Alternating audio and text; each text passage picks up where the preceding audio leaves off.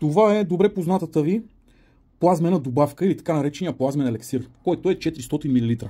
А знаеш ли, че вече разполагаме с плазмен елексир, който е цял 1 литър. Излиза доста по-на сметка и е много важно да отбележа, че много хора бъркат плазмените добавки с плазмените масла, които са тук. Може да ги видите как изглеждат. Затова, приятели, плазмена добавка изглежда по този начин голямата, плазмена добавка малка изглежда по този начин. А ето какво може да видите отзад.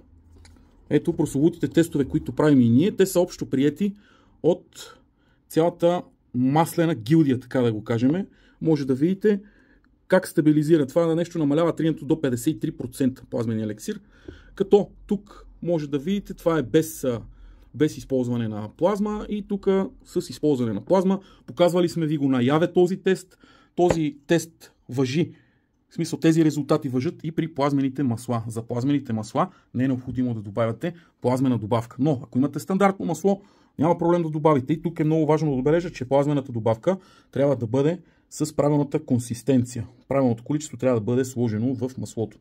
Така че, приятелчета, за поръчки, Реновация БГ или на посочения телефон плазмени елексири или плазмени масла, заповядайте.